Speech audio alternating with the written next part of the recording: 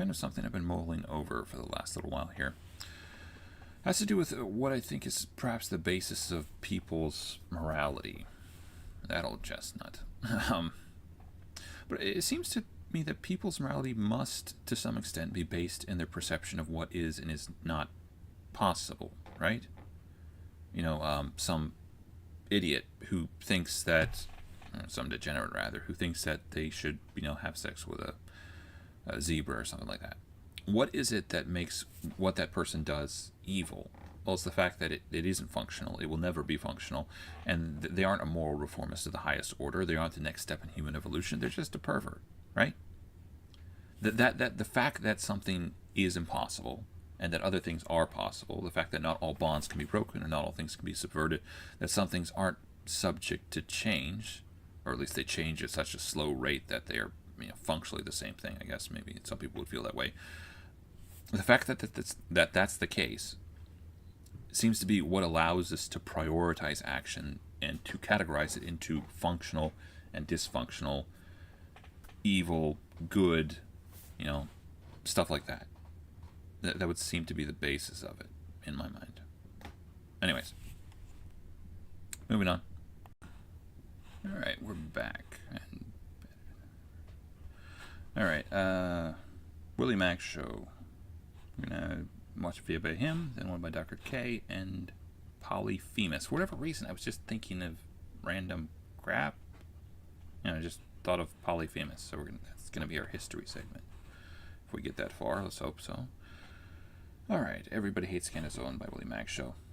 For the record, I guess I wanted to check back in on kind of Candace Owens. I think the last thing I'd heard about her is that she had come up with some sort of crackpot theory that Charlie Kirk was a time traveler, which is it's a thing.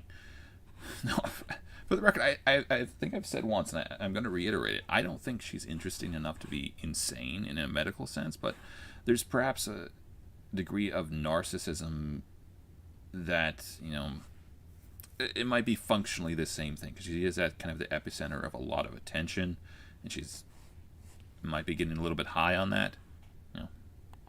Idea, hey, if money is the root of all evil, in my mind, narcissism is the root of all dysfunctional. This is the internet. A lot of it, anyways. And I've accepted that nothing is sacred and that everything is going to be debated. I'm certain. It's probably true.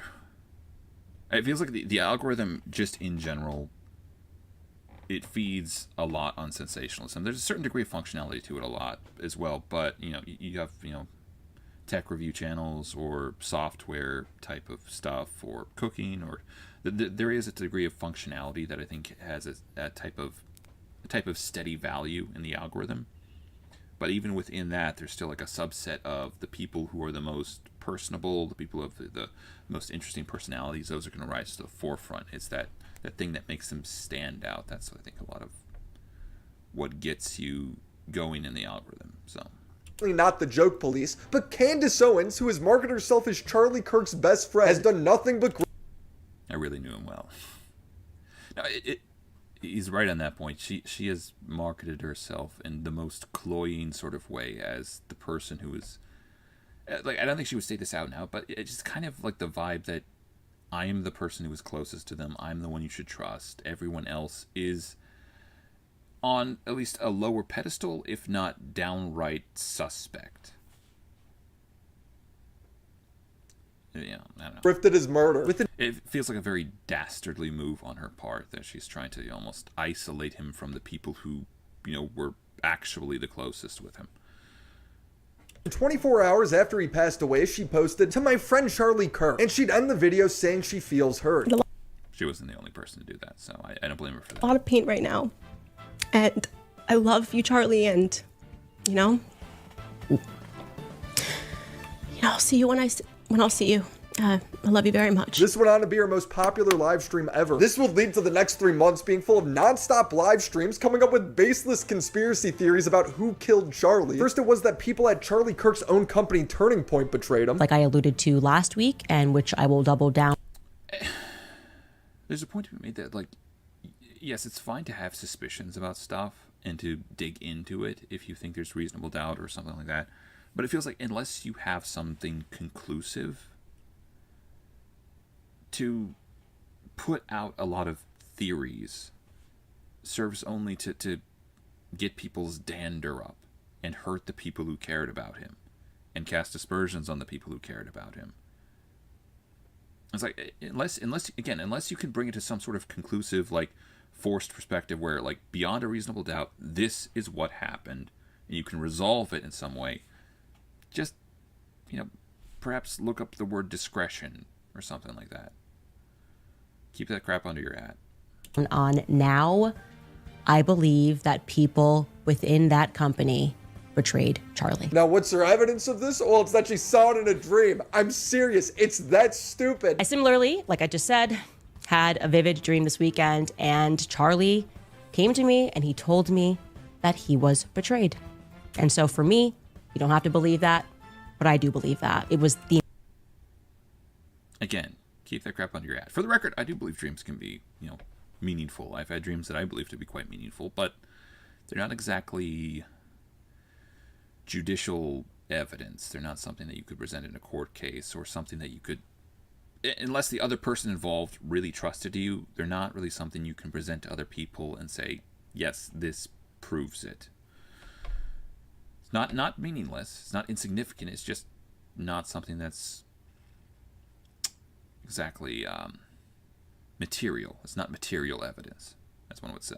Immediate sense I got actually, and I don't know who exactly it is that betrayed him, but I also felt in the dream that it is soon going to be revealed, that it's actually inevitable that it is going to be revealed. That Did that happen? I don't really watch her stuff, so. there is nothing and no one that is going to stop the truth from coming out, and it is going to have international consequences. Again, did that happen? Take that to the bank. Quote me on that. Yeah, we're still waiting on that. This is all based off of her womanly intuition. Women tend to have a stronger intuition about Misogynist. Again, I agree with that, but again, it's not something, as she said, that she mentioned taking it to the bank. You can't take that to the bank. It's woman's intuition. If you trust the person involved, again, that's meaningful, but it's not,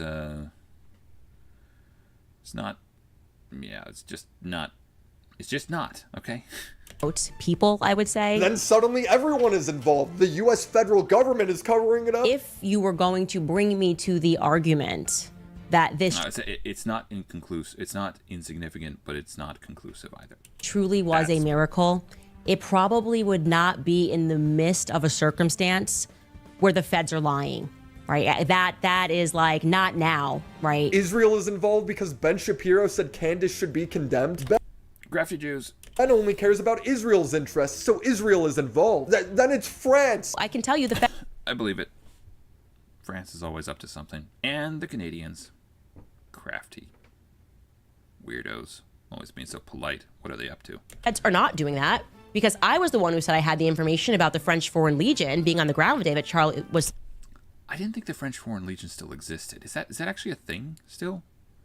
I thought there was from the time when they were in Africa or something, but maybe it still exists. Hey, huzzah! Assassinated, and the feds have not reached out to me. It's because you're crazy. She blames France partially because she thinks the first lady has a penis. And I think you Brigitte did that. Macron has a penis. I really want you to know Brigitte Macron that. does Here's not what's have a important. penis. Brigitte Macron has a Like Piers Morgan's show is like the ultimate kind of chaotic news destination. Like, I think he purposely gets on crazy individuals to.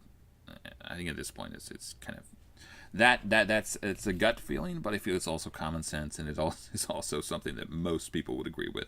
Given the guests he has on, he revels in that sort of crazy in my mind. She doesn't. She thinks she's the main character. She's like, I found Egyptian planes. Isn't it suspicious the government isn't reaching out to me about this? As soon as some podcaster was like, Again, I think she's too boring to be like medically insane, and a certain part of it. Actually, on Joe Rogan's podcast the other day, he had Andrew Wilson on, and Andrew Wilson's talked about this, where she's kind of reached the point where her whole channel is built around this kind of excitement and sensationalism. So there might be a degree of it that's a type of acumen Or there might be an alternate version where she's literally just a grifter and she's just thinking, I have to make the bag while I can and keep this thing going as much as I can until the bubble pops. But I think there's also a possibility that she is literally just kind of in some sort of narcissistic fugue state at the epicenter of all this attention, and she's just in her own head. Like, her theories don't have to make sense. It's just her, pretty much. I don't know. I think that could be the cause of this in any case. It's just the fact that she's very important, very self-important at this moment in time. Like, hey, I found Egyptian planes and they're being kind of shady. I would be like, whoa, that is weird. What's up with these Egyptian planes? It's like, wow, everybody killed Charlie besides Tyler Robbins. Also, I'm not sure if fugue state is the right situation there. Narcissism, yeah. Like a narcissism-induced coma? Psychosis? That's right. Yeah. Nope. None of that made sense. Like, even if you are somebody who is on the side of those who do believe that Tyler Robinson pulled the trigger one way or another, would you ever describe what happened as quote-unquote very clear? Yes. I'm guessing your answer to that would be no. Because you've eaten all the glue. She has zero evidence of there being a second shooter, but she believes that over the official story. How? I don't know. Maybe she dreamt that up too. Remember, Candace claims to be... The thing with, I think, conspiracy theorists is that they thrive on this notion of finding out of the ordinary things that seem to happen surrounding the thing they're talking about. The fact is, out of the ordinary things do happen every day. Most times people just ignore them. They don't really care. But yes, you can look at any given event on any given day, and something weird will have happened probably in that area or surrounding that area at some point. It just will, right? Charlie's closest friend. They're basically siblings. Our relationship was real. We were brother and sister, you know. Comes off as a little bit cloying. We were fortified. Our relationship was forged in fire, the fire of politics. I knew him. I knew Charlie, the real Charlie. But since The real Charlie. The real Charlie. she's used his death to tear down Charlie's political party, his company, his friends. Do you Well, how believe do we know Mikey that these McCoy had any prior knowledge of Charlie's murder? Mikey's behavior is weird on that day. And now his widowed wife. Weird. None of us are involved in my husband's murder. Turning point. It's like, not to be too misogynistic, but I do think that women tend to thrive in the area of threats that aren't made and accusations that aren't spoken. So, like, weird. It's very weird. Like, it states nothing outright, but you know exactly what they mean. I think women are perhaps better at certain types of doublespeak, innately to some extent. USA, myself. That doesn't work for me. It doesn't work for me, and it shouldn't work for you. She implies that she was worried about getting poisoned in her meeting with Erica Kirk. I did not know if they were going to be open. I didn't know what Erica's energy was going to be like, if it was going to be more of an argument, if there was going to be legal threats. You guys were telling me not to drink water, so I didn't drink water. Well, I brought my own water, but I didn't drink that water too. She has ridden this conspiracy to being the Either. She didn't drink that water either. #1 podcaster some weeks above Joe Rogan. She streams to over 300,000 people. I feel like this is a bubble that's going to burst. And right now she's at the epicenter of all this. But, and maybe she knows that. Again, maybe she's some sort of grifter, but maybe she's literally just a narcissist who's riding high on the fumes. I'm not for sure. Someday. Hassan is the second biggest political streamer, streaming to about 20,000 people, peaking at 45K last month. She is 10xing the next streamer in her genre, but it's because her streams are so exciting. She's talking about how France is She does have that going for her. trying to kill her. The f***ing government of France. It feels especially urgent, right? Don't you feel a sense of urgency right now? Speaking of which, at some point I want to do some sort of deep dive into Bonnie Blue as a character, and if I can find anyone where she's not dressed up like a lady who didn't listen to their mother. Wake of me having learned that France apparently paid for my assassination. She never elaborates on this, by the way. Also, why are you smiling? Aren't you about to be murdered? Candace's security is my To be fair, that might have just literally been because she was saying a certain word. See, it looks like he's smiling right now. I don't think he's smiling. top priority. That's why she Okay, needs to maybe he protect is smiling. Never mind. herself from data brokers and hackers by using Aura. Here's a redacted report of Nice. all the information that's likely out there on you right now on data broker sites. Birthdays, addresses, full names, phone numbers, emails, relatives, neighbors, photos, social media accounts, potentially your job. Don't be a sitting duck like me and my family were. Download Aura, the sponsor of today's video. I pay for this service out of my own pocket because To be fair, this is probably a rather useful one these days. It's really, again, I've gotten the idea of, well, he's probably going to say it in this, but like they literally have to delete your stuff if he say, but it's just so annoying for most people that they know most people won't ask them to delete their data. So, Bob's your uncle. best price. It's your own personal internet bodyguard. If your information is leaked to the dark web, Aura alerts you. If there's fraud attempts on your bank account, Aura alerts you. Not to mention it's a VPN, antivirus, password manager. Hell, it even reduces the amount of spam calls and spam emails you'll receive. Yes, these spam 14-day free trial. So go to Aura.com. I cannot recommend Aura enough. If I used it from day one, it would have saved me a lot of trouble. So go to Aura.com/WillyMac and use code WillyMac to start your 14-day free trial. That's enough time for Aura to start scrubbing your personal information off of these sites. Thank you, Aura, for sponsoring this video. I want to start off by saying Candace is either manic or completely evil because her conspiracy theories have zero logic, zero consistency. Again, I don't know if I would say she's actually insane, but she might be functionally the same thing either way. How would the current court case and the jury pool be impacted if you answered about why these Egyptian planes, why it's a statistical anomaly for these Egyptian planes to be surrounding Turning Point USA, Faith Again, weird stuff happens every day.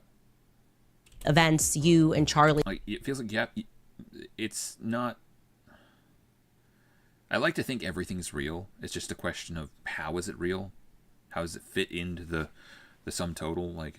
But you have to draw some sort of more meaningful connection, I think, than, oh, that's weird. Because again, weird stuff does happen. This many times.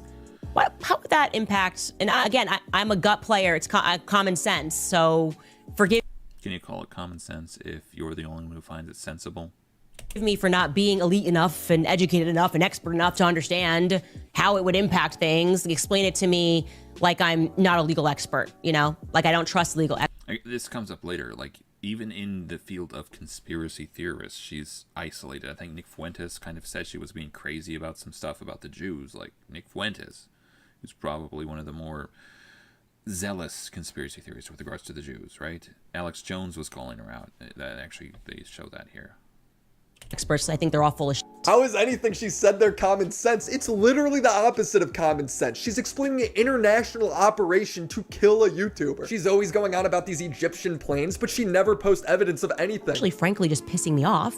So I became locked in on these Egyptian planes because that's how I am. Okay, you keep pushing me and keep pushing me, I will become an expert on these planes. I'll learn how to build an Egyptian plane. And the reality is, like I said, tomorrow I will That would be interesting. You could do a whole series on that. show you how these planes tie back to Israel. She never got around to this. I know, hard to imagine. It's gotten to the point where even Alex Jones is calling her a baseless conspiracy theorist. Dealing with Candace Owens, just as soon as the whole Egyptian plane thing gets. Okay, here's the question. Did Alex Jones ever star in the WWE? Because, I don't really even watch that, but he feels like he has the voice and the temperament for that sort of thing. It's debunked with all the facts. Now she's moved to something else, and I'm really worried about her. I'm worried about her and her mind. But her latest source and what she's done, implicating the U.S. military and all this other stuff, is just so damaging. And when you go investigate it, it's so crazy. And just like with the Egyptian plane, she says she has the metadata, then publish it. And when she did publish it, and it got fact-checked, it wasn't accurate. The closest thing I could find to her proof about these Egyptian planes is when she posted the flight log in a tweet saying Tyler Robinson must have some powerful friends, implying that the people on this plane collaborated with Tyler Robinson to do it, but her only proof is that a plane flew out of an airport that day. At this point, why stop at blaming just that plane? Blame every plane to take off from the airport that day. We have If you're just picking like a name out of that, Egyptian plane, like there's probably a lot of different planes that would have been, I don't know. peak schizophrenia. She also claims that this plane's first visit to America was on July 20th, and it was at an army base in Nebraska. But if you look at the very flight log she posted on her tweet, it shows that the plane stopped at OMA and LMK Airport. These are the public airports of Omaha, Nebraska and Lincoln, Nebraska. Candace, where's the military base? This is what I mean by she just says stuff. When people pointed out that she's wrong, she doesn't acknowledge it. She just says it's the Zionist coming after her. And I'm like, this is happening. It's like a psychological. Crafty Jews, again. I believe it. No, I'm kidding. I'm kidding. For legal purposes, I'm kidding. Also kidding about that. Operation, because it's completely crazy. And when you see a media storm like this, it can only be happening because Zionists are locking arms and going attack, because they by and large control the media. They All hail Zog. That's the thing, right? Zionist something government, a shadow cabal or something. just do, okay? One way or the other, Zion. I think it is true that Jews do often. They would have gone, I think, into a lot of the movie business or the news business and whatnot like that. But culture is a strange sort of thing. It's one of those things where I think people often mistake, disparities or distinctive trends as some sort of manipulation. Where, I don't think it's always the case. The notion would be, okay, so why didn't we see a lot of paraplegics running marathons? Well, because they can't. So the notion that there are all of these, I guess we'll say women out there who are just dying to become CEOs. Well, no, not necessarily. I imagine most people would like to become a CEO just because it's a lot of money. But that's not necessarily mean that there's all of these women who have this natural bent towards being a CEO. They're dreaming of this growing up as a little girl, and that men are keeping them down. I don't think that's necessarily the case. People just have natural tendencies. Cultures take natural trends. And Jewish culture tends to be, oriented towards maybe handling money well or dealing with that sort of stuff. So that's my theory. Control the empire medias, and they are scared about something in this investigation. We've noticed that from the very beginning. It's amazing that we live in a world where if you're caught blatantly lying like Candace was, you could just blame Zionist and half the internet will forgive you. Works for a son. That's what I do. Why not Candace? My point is, if your common sense can only be explained by elaborate media and global... It is almost like there's the idea of the horseshoe theory coming up recently. It does feel like, I think quite often the people you would dislike on one side of the political spectrum are the same sort of people that you would dislike on the other side of the political spectrum. Like the extreme fringes are perhaps similar to some extent. Global cabals operating behind the scenes, it's no longer common sense, but it gets worse. The interview took place 2 months after Charlie's death, and by that time, Candace was already framing herself as more trustworthy than experts. Why it's a statistical anomaly. She doesn't have a stutter, does she? Because that had come across to it might just be a hitch in her giddy up or something like that. Brain glitch. These Egyptian planes to be surrounding Turning Point USA faith events, you and Charlie, this many times. How would that impact? And again, I'm a gut player. It's common sense. So forgive me for not being elite enough and educated enough and expert enough to understand how You're forgiven. It would impact things. Explain it to me like I'm not a legal expert, Like I don't trust legal experts. I think they're all full of shit. But when Ellie asks questions based off basic information, it becomes blatantly clear that Candace doesn't know anything. Ellie asks why Candace thinks Tyler's text messages are fake, and Candace cites Discord for some reason. Do you have any proof that the messages were made up? Because that would be easily... Ginger. Don't trust her. I think this is a ginger anyways. Is that red? Or is it just blonde? I don't know. Looks kind of red on my screen. Yeah, prove it. Yeah, but they didn't put timestamps on them, and Discord came out and said they didn't exist. This was supposedly text messages, not Discord messages. It's my understanding from the indictment. I actually did not read that they were text messages. Which means she didn't even bother to read the indictment, which says text messages. Now, there is also Discord messages between... Yeah, I've seen that. Tyler and his friends, but Candace claims that Discord says they're fake. Have messages, it's all over. We found it on Discord. Discord is going to say that's not true. So who made up these messages? I have no idea where Candace is getting that they're fake from. Discord literally provided the messages. I'm sorry for all of this. Read a message from the suspect's account. Discord provided a copy of the message with the confession to authorities. And then when I am able to track down Candace's sources, they'll... Anyways, she seems like a very shoot from the hip type of individual. And to be fair, that would be fine if she were like a low conviction sort of person, or if she were a little bit more discreet. I think it would be fine, right? But she seems like she presents these things with a degree of confidence that is perhaps untoward, and she blabbers it to the whole world as well. And that seems to be one of the bigger problems. Anyways, that's Everybody Hates Candace by Willie Mack Show. Everybody Hates Candace Owens, sorry. By Willie Mack Show. You can go check that out if you want. All right, moving on. You Don't Know What Discipline Means by Dr. K. Oh my God, I hate brushing my teeth at night. Until you do it for a while, then it becomes a habit, then it's not a problem. But make no mistake that disciplining happens as an action in the mind. It's not something that you get. We can decay our discipline so quickly by not disciplining ourselves. It's called stagnation. Nothing so unnatural as inaction. I think that's the thing, right? I feel like I got that from somewhere. That's a saying. Work out for 6 months, you're doing great, you fall off the wagon once, and then you stop disciplining yourself, right? So like we wonder, like, why do I wake up every day and I don't do my work? It's because you don't treat yourself with respect. You spoil yourself. I hate who I'm becoming. How do I rebuild self? All right. Now I have to do this. Thank you so much, Dr. K. That's needs to be right.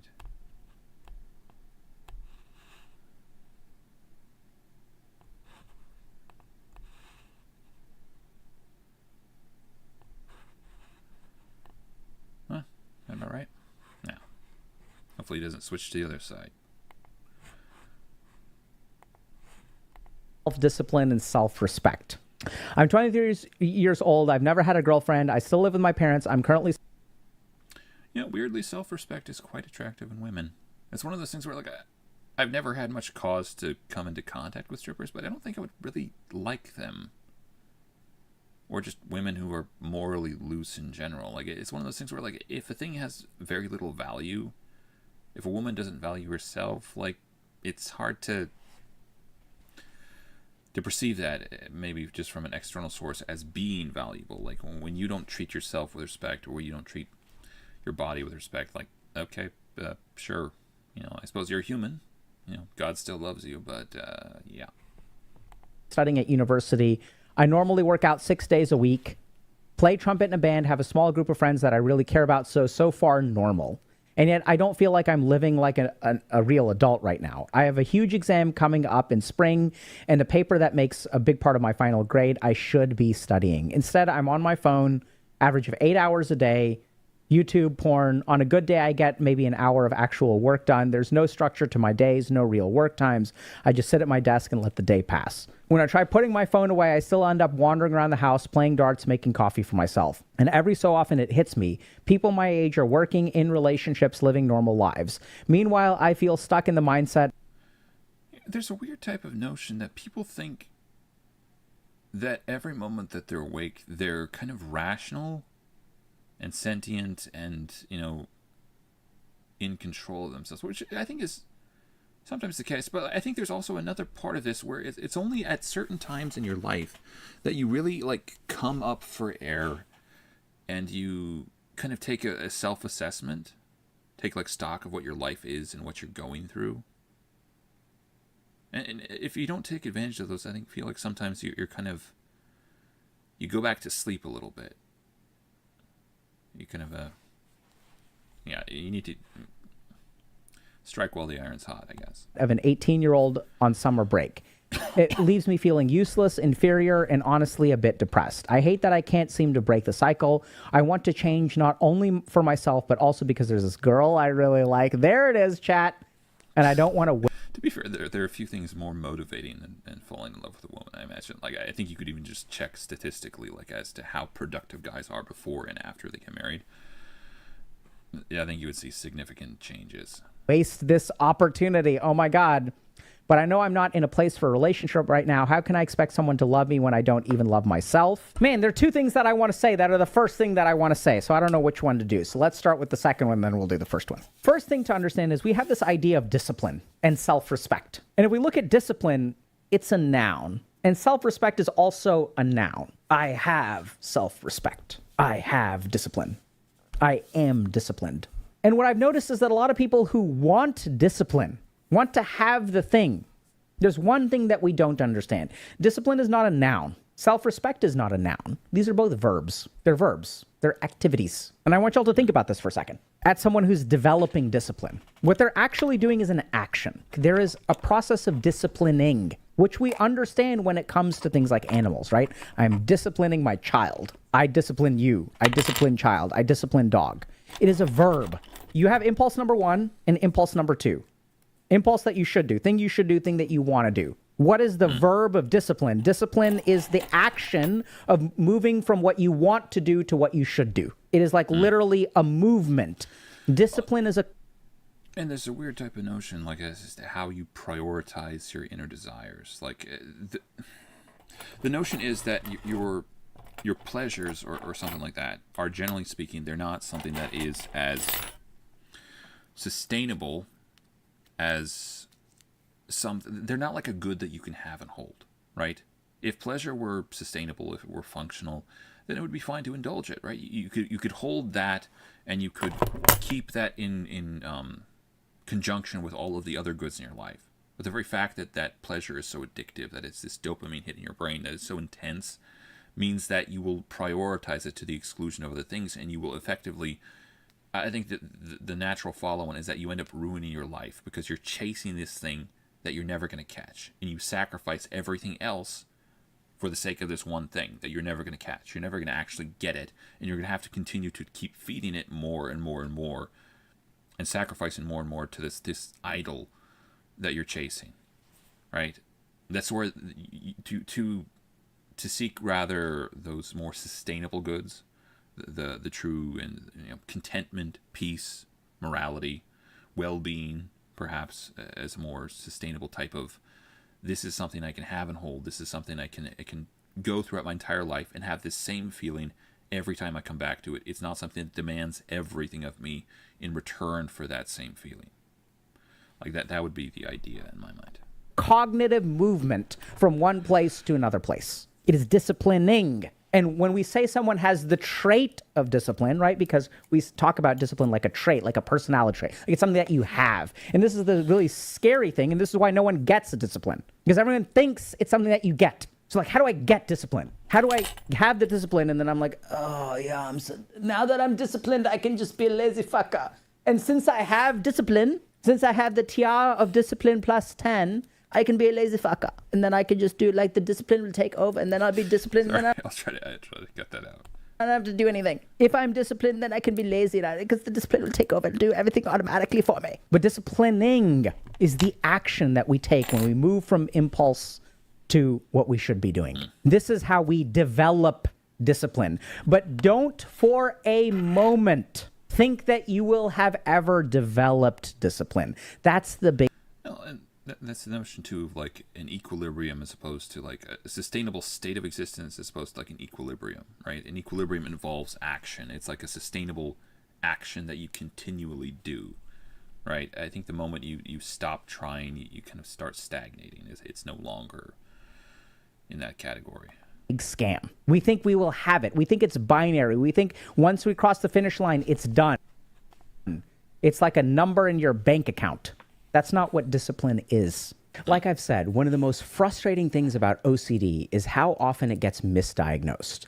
People can spend years trying to manage anxiety, depression, or even something else entirely without realizing that underneath it all, it might actually be OCD. And because it's so misunderstood, it gets missed. Another study showed something like 50% of people with OCD get misdiagnosed at first, which means they don't get the right kind of support early on. And even when it is diagnosed, not every therapist is trained in the specific treatment that is effective for OCD, like exposure and response prevention, or ERP.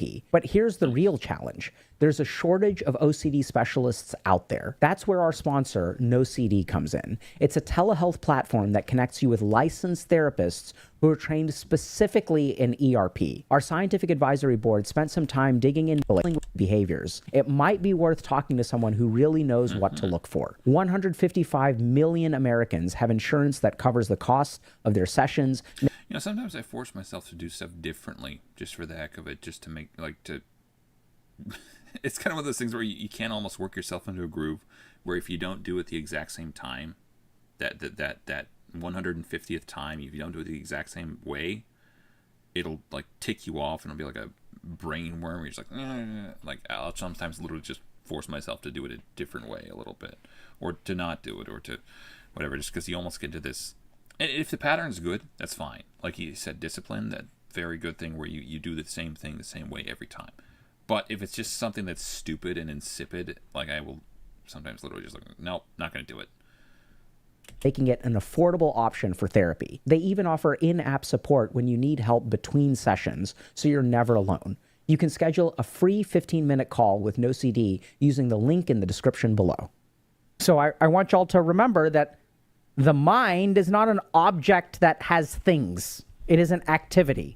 A thought is a fluctuation within the mind. An emotion is a fluctuation within the mind. The whole problem with motivation is that it fluctuates. The mind is a state, not an object. There's the billiard table, and then the billiard table can be... Oh, yeah. I tend to agree with that to some extent. But yeah, I do think there are like certain parts of who we are as a person that are more enduring. Like I would tend to think the conscience or the soul or the spirit or whatever, that's a more like enduring thing.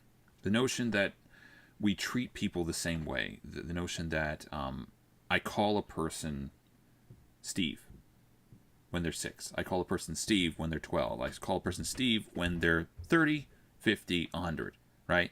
I call them Steve. The whole point. That means there's something in there that is the same all throughout their life. There's some continuity there, right? There's something that remains unchanged, right? Our whole body, for the record, from like, I don't know how much the refresh rate is, but your body replaces cells at a steady rate. So that means from like, 6 to maybe 20 or something like that, you are literally, like biologically, you are a completely different person, right? If you develop new beliefs about something, that's a type of change as well. Like as far as the beliefs I held when I was a child, they are very like night and day different than what I hold today. The way I see the world, at least, very, very different. Point being, I think there is this type of difference that happens. I think he's right. There is fluctuations, obviously, but there's also has to be this type of commonality. At least we certainly treat each other as though there is some commonality. If I commit some sort of crime 30 years ago and the statute of limitations hasn't run out, I would still be held accountable for that. I would still be tried for that, even though literally on a biological level I'm a different person. I might be a different person psychologically.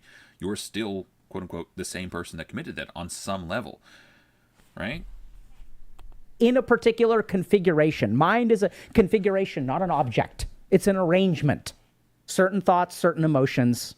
Disciplining is what we need to do. It is not what we need to get. And how do you do discipline? Well, that we sort of know, right? When you are sitting there and your mind is telling you, oh my God, I have a paper that makes up a big part of my grade. I need to be doing it. And then the mind has an impulse.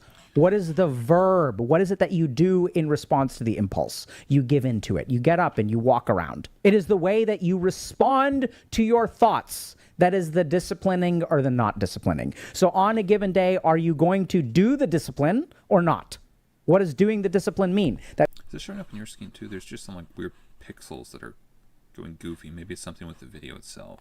It means sitting there and noticing that my mind wants to do this and my mind wants to do this. Then I'm going to do the discipline. I'm disciplining. I'm going to take that thought and I'm going to say no, and I'm going to do this. Now you will say, but Dr. K, that is hard. Yes, it is. Just like any other verb. Playing the violin is hard until you learn how to do it. The first time you play a violin, not going to be easy. And here's the problem. When we scroll for 8 hours a day, what are we actually doing? We are decaying our disciplining capability. We are becoming rusty. So this is something that's really scary about the development of discipline. How easy it is to lose. So most of the time when we talk about skills acquisition persists for a long period of time. right? So if I learn how to play the violin, even 10 years later, No, the idea is you never forget how to ride a bike, but maybe that's not entirely correct. Because you can get a lot worse at perhaps riding a bike. if I really learn it, it'll stick around for a while. Here's the scary thing. I want y'all to think about the time scale that disciplining happens. So within one day, if I'm not disciplining myself, how many rounds of discipline am I giving up? Like 1,000, 2,000. I want to do this. I give into this. I have this thought. I ignore it. I'm going to keep watching one more episode. I feel like eating Cheetos. I feel like eating popcorn. Let me order pizza. We can decay. Well, I think you'd actually see this present in like drug addicts as well. They can be fine for like years and years. They can be sober for years and years at a time, and like they'll say like effectively you get back into it, it's all there again, and it's actually probably worse. Like they will go further into that if they give in to whatever they're doing, if they don't maintain that level of discipline. Like it is sustainable, but you let it slip. It's let him that he there's a verse in the Bible, let him that thinketh he stands take heed lest he fall. It's that feeling of safety, I think, that sometimes is the glitch.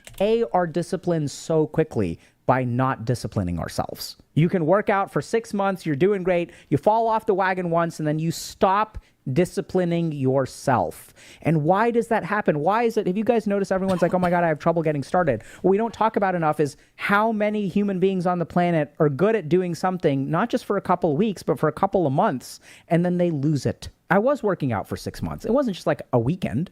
I was being pretty consistent. I was going to therapy. For a couple months there, I really was practicing and learning the violin. Then what happened? That's the right question. What happened? What was the verb? What happened is that for those 6 months, you were disciplining yourself.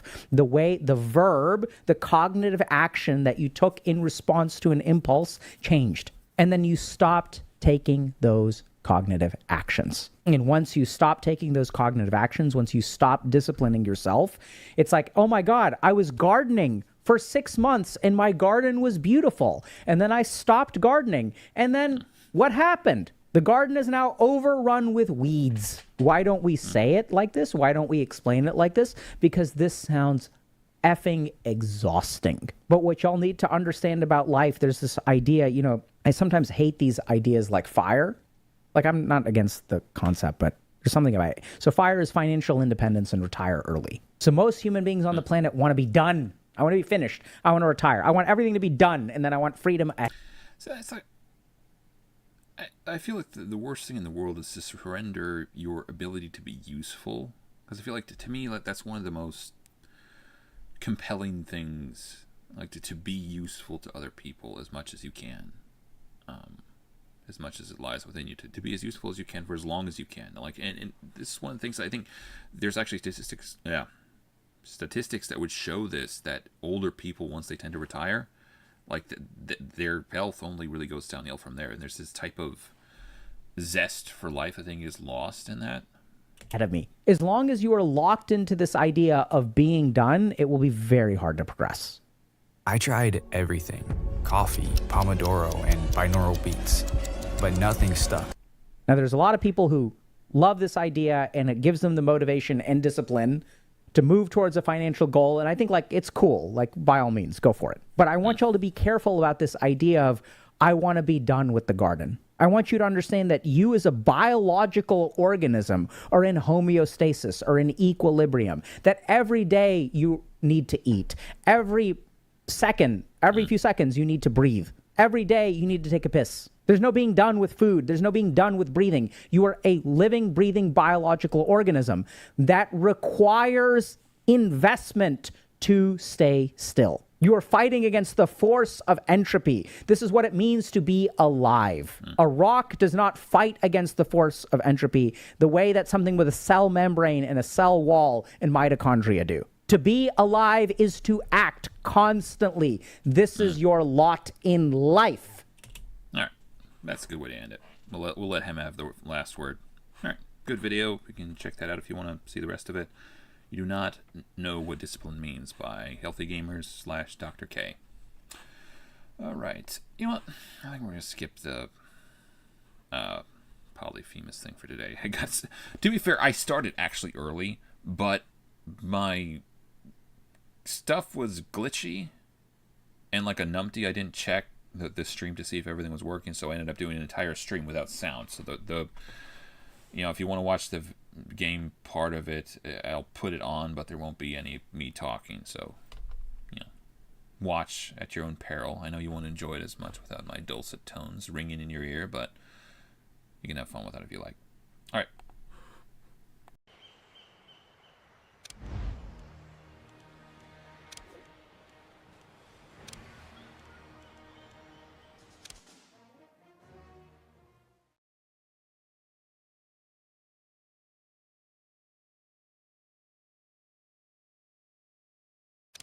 Your minions will escort any unwanted guests to a safe spot within your cover operations.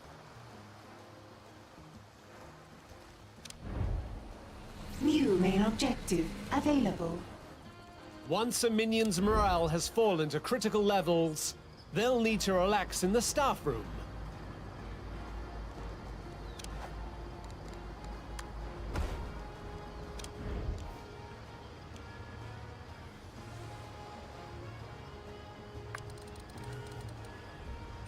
A small fire has started in your rear.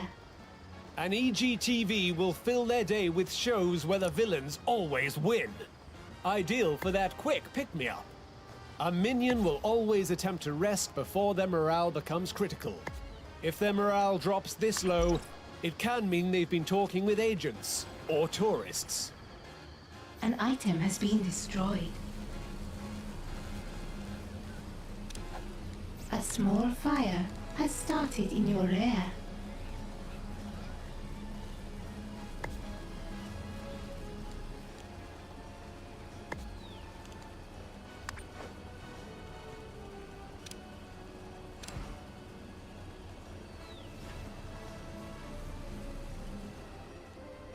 An item has been destroyed.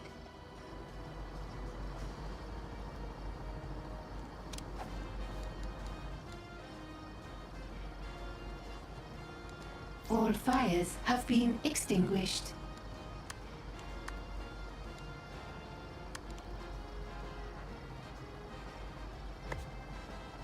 A small fire has started in your rear.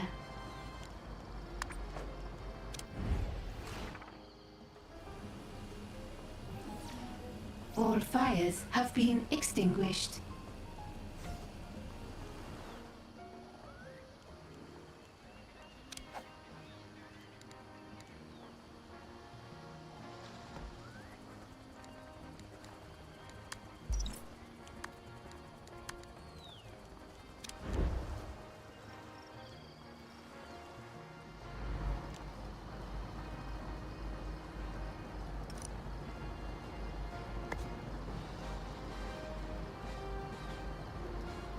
A small fire has started in your rear.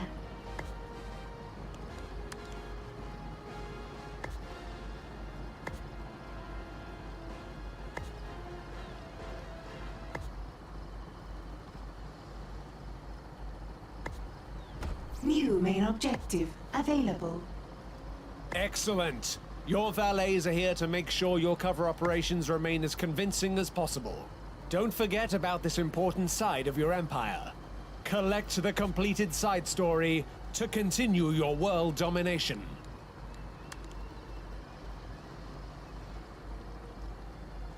An item has been destroyed. New research has been completed.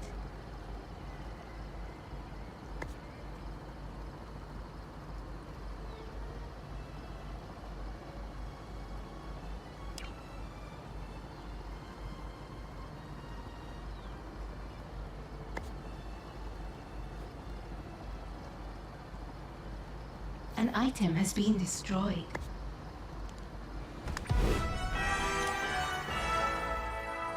It's a pleasure to meet you. It shouldn't be. Do you know what we need you to do? Carry luggage, open doors. I also play a mean game of Baccarat. Do you cheat? I hope so. I have no luggage, all my doors are automatic, and I don't have time for lose... And smile. Make them think there's nothing going on back here. With all these specialists running around your lair, you should make sure your minions still know who's in charge. Let's execute someone. Select your evil genius.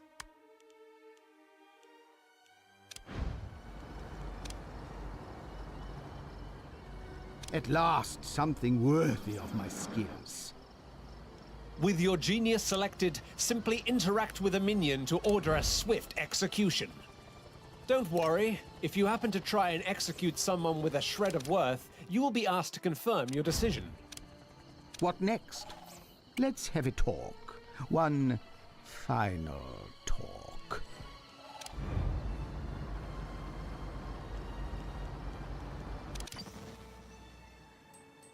A small fire has started in your lair. An item has been destroyed. A small fire has started in your lair.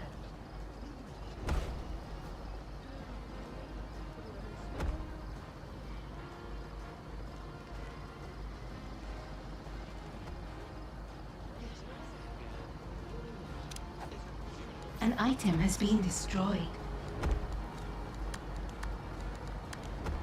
All fires have been extinguished.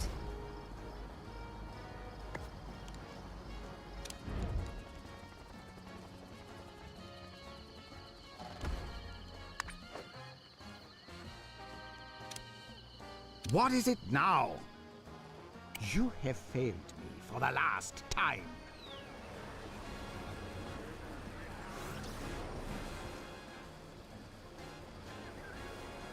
Time is money. About time.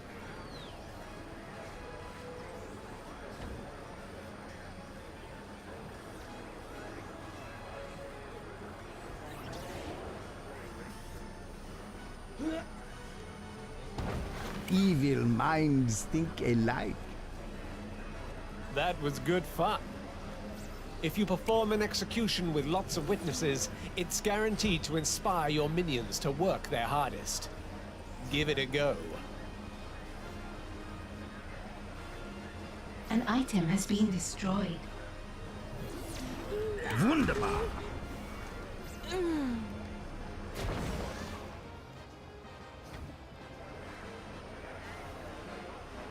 Very well.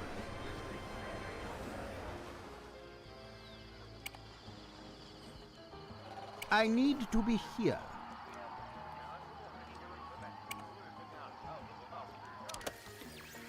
A small fire has started in your lair.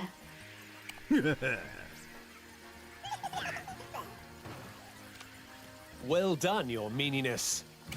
You have successfully managed to inspire your minions with your show of power. Now congratulate yourself as they dispose of their co-workers' cold, lifeless bodies. Now we'll need to build an armory, where minions can monitor your security cameras and your muscle minions can share their war stories.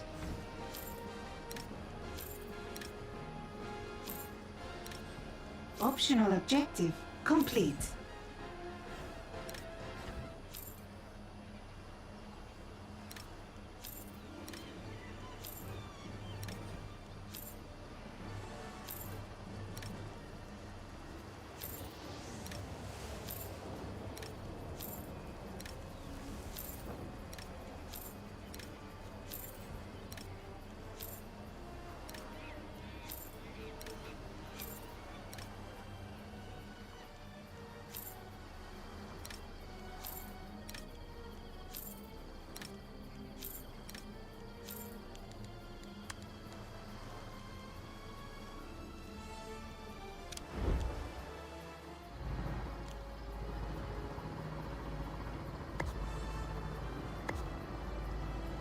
Not enough gold to complete this construction.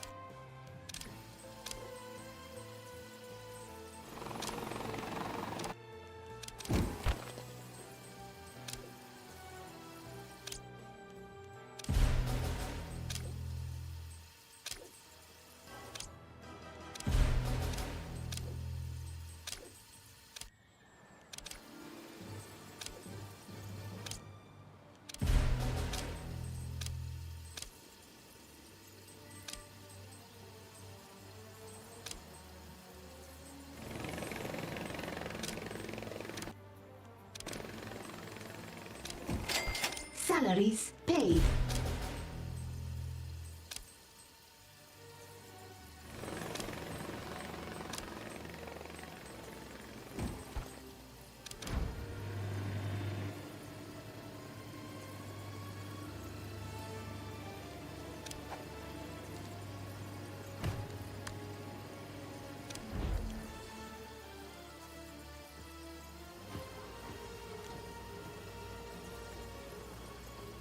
A scheme has succeeded.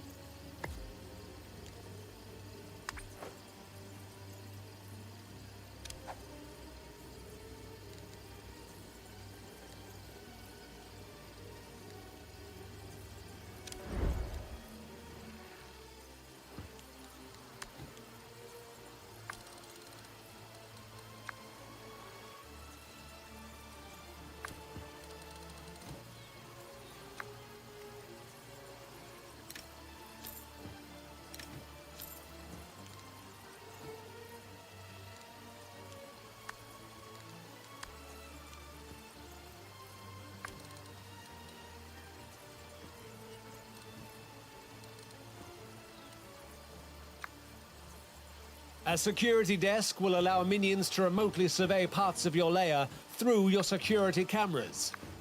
Each security desk can only support a limited quantity of security cameras. The current state is shown by the camera spotting power displayed on your HUD. A security desk will allow minions to remotely survey parts of your lair through your security cameras. Each security desk can only support a limited quantity of security cameras. The current state is shown by the camera spotting power displayed on your HUD.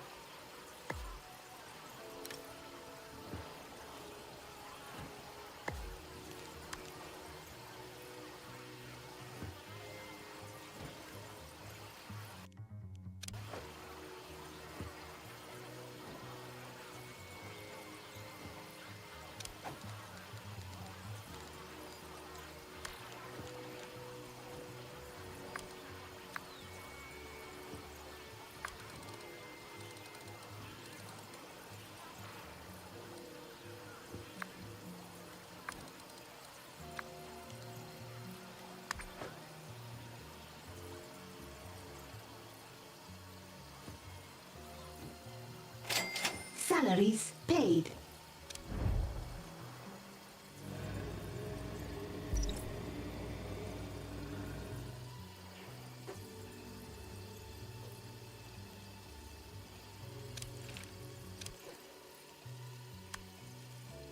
Research has begun.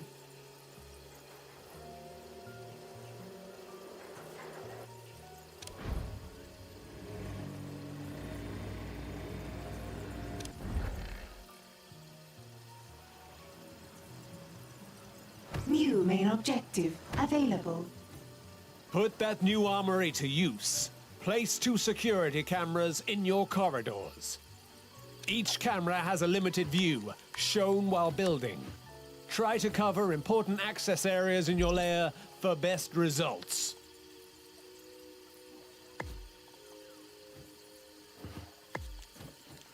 While active, your security cameras will send a live feed of your lair to your armory. Be wary, if your security desks are not manned, then your security cameras will not detect enemy agents.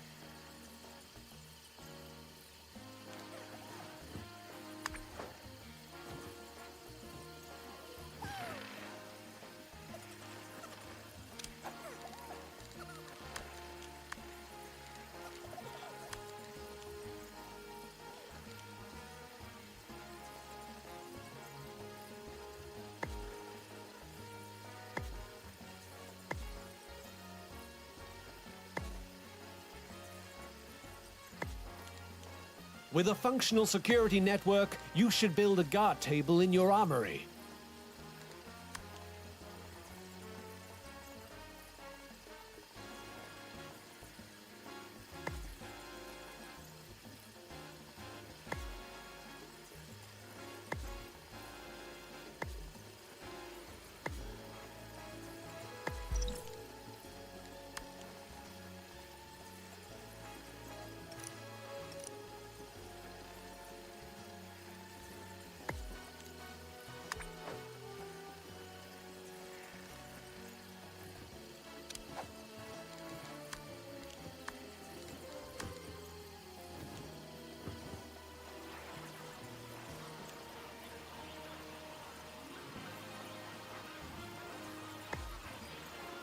Muscle minions, like your guards, will use these tables as waiting points to be able to quickly react to agents spotted by your security cameras.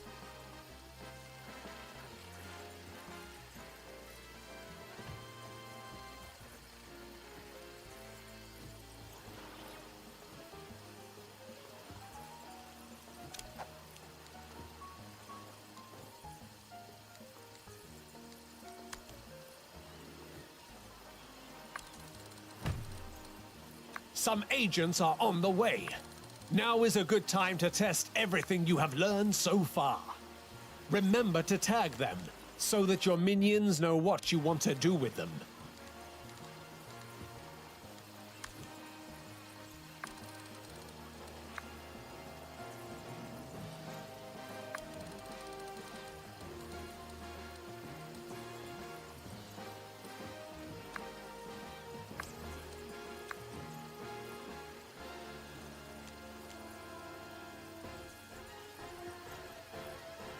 A scheme has succeeded. Your scientists have made a breakthrough.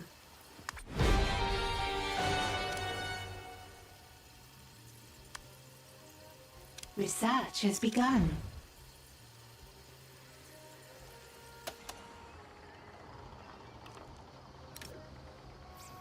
Locate and grab that intruder.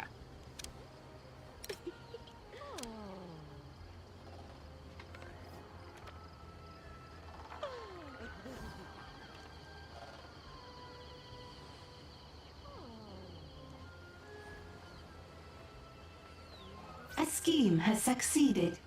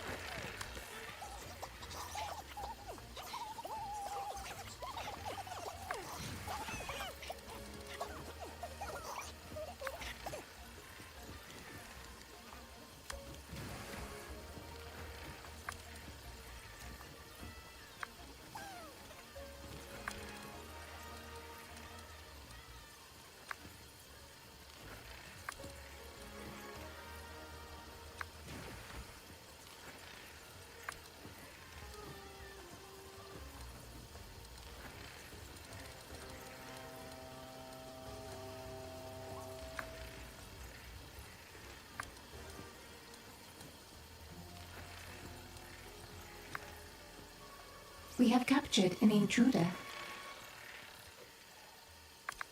An intruder has been captured.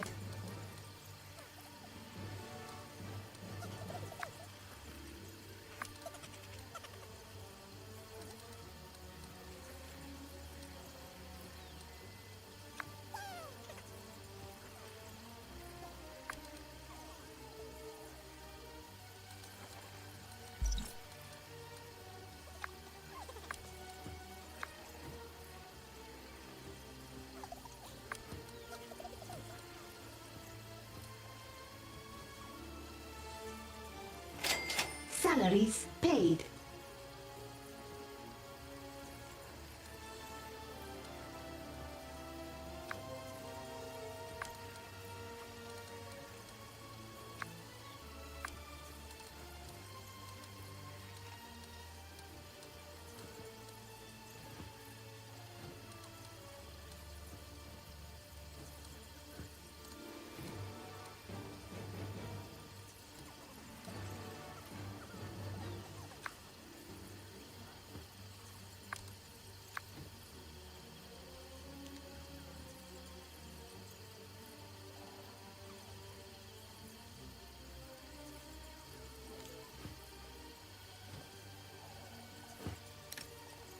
A trap has been triggered.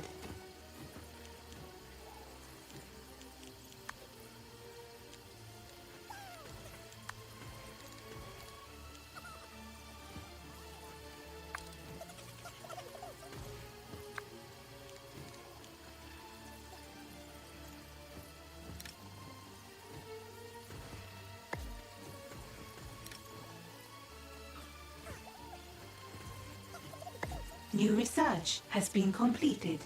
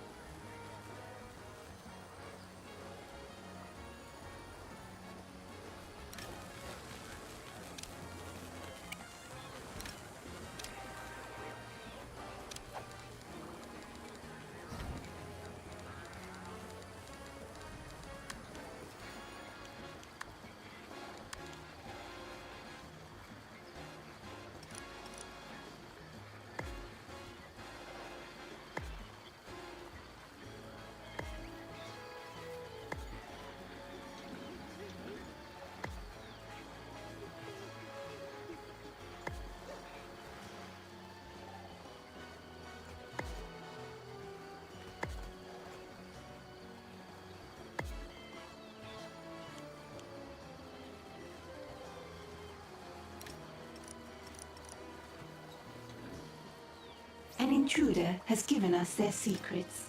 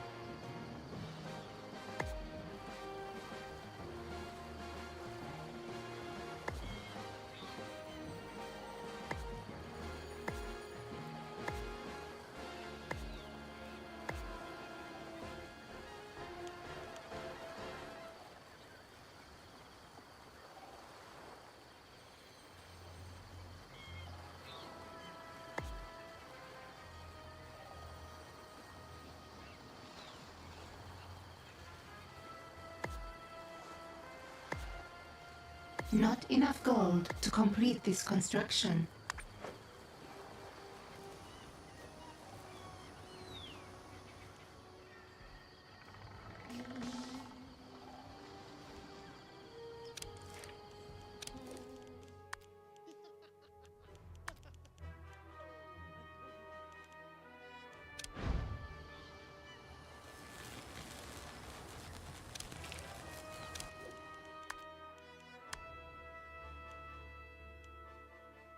Research has begun.